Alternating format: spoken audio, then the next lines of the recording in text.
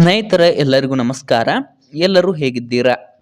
ಸ್ನೇಹಿತರೆ ನಿಮಗೆಲ್ಲರಿಗೂ ಗೊತ್ತಿರಬಹುದು, ನಿನ್ನೆಯ ದಿನ ಕರ್ನಾಟಕ ರಾಜ್ಯದಲ್ಲಿ ಸಿದ್ದರಾಮಯ್ಯನವರು ಬಜೆಟ್ ಅನ್ನು ಮಂಡನೆ ಮಾಡಿದ್ದಾರೆ.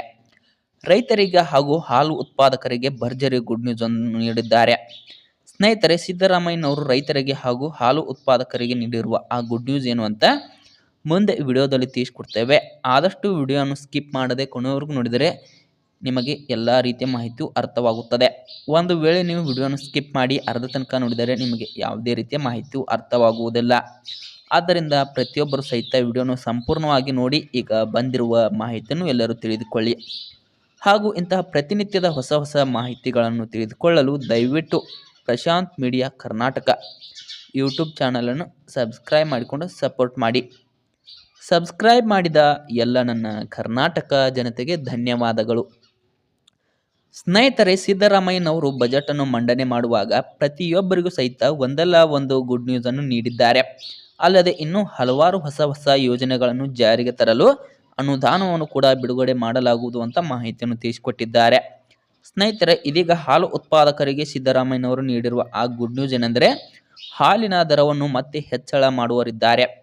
ಉಮಾಶ್ರೀ ಕೇಳಿದ ಪ್ರಶ್ನೆಗೆ ಉತ್ತರ ನೀಡಿದ ವೆಂಕಟೇಶ್ ಅವರು ಹೀಗೆ ಹೇಳಿದ್ದಾರೆ. ಹೈನುಗಾರಿಕೆಯವರು ಸ್ವಲ್ಪ ಸಂಕಷ್ಟದಲ್ಲಿದ್ದಾರೆ. ಇದನ್ನು ಅರಿತ ಸರ್ಕಾರದವರು ಹಣಕಾಸು ಇಲಾಖೆಗೆ 650 ಕೋಟಿ ರೂಪಾಯಿ ಅನುದಾನವನ್ನು ಬಿಡುಗಡೆ ಮಾಡಲು ಪತ್ರವನ್ನು ಕೂಡ ಬರೆಯಲಾಗಿದೆ.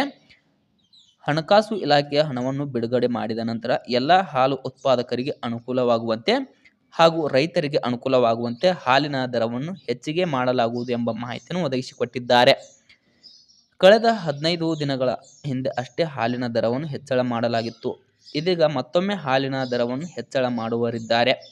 1 ಲೀಟರ್ಗೆ 10 ರೂಪಾಯಿ ಹೆಚ್ಚಳ ಮಾಡುವಂತೆ ಮಾತು ಕೇಳಿ ಬರುತ್ತಿದೆ. ಇನ್ನು ಸರ್ಕಾರದವರು ಹಾಲಿನ ದರವನ್ನು ಎಷ್ಟು ಹೆಚ್ಚಿಗೆ ಮಾಡುತ್ತಾರೋ ಗೊತ್ತಿಲ್ಲ. ಒಟ್ಟಾರೆಯಾಗಿ ಸ್ವಲ್ಪನಾದರೂ ಹೆಚ್ಚಿಗೆ ಮಾಡುತ್ತಾರೆ ಎಂಬ ಮಾಹಿತಿ ಹೇಳಿದ್ದಾರೆ. ಅಲ್ಲದೆ ಗೃಹಲಕ್ಷ್ಮಿಯರಿಗೆ ಸಹಿತ ಗುಡ್ ನ್ಯೂಸ್ ಅನ್ನು ನೀಡಿದ್ದಾರೆ. 5 ಗ್ಯಾರಂಟಿ ಯೋಜನೆಗಳ ಸಲುವಾಗಿ ಇನ್ನೂ ಹೆಚ್ಚಿನ ಅನುದಾನವನ್ನು ಕೂಡ ಬಿಡುಗಡೆ ಮಾಡಲಾಗುವುದು ಅಂತ ತಿಳಿಸಿದ್ದಾರೆ. ಇನ್ನು ಕುರುಬ ಸಮುದಾಯದ ರೈತರಿಗೆ 10 ಕುರಿಗಳನ್ನು ಉಚಿತವಾಗಿ ಖರೀದಿ ಮಾಡಲು ಪಶುಭಾಗ್ಯ ಯೋಜನೆಯಡಿ ಅನುದಾನವನ್ನು ಕೂಡ ಬಿಡುಗಡೆ ಮಾಡಲಾಗುವುದು ಎಂಬ ಭರವಸೆಯನ್ನು ಕೂಡ ಅವರು ಕೊಟ್ಟಿದ್ದಾರೆ.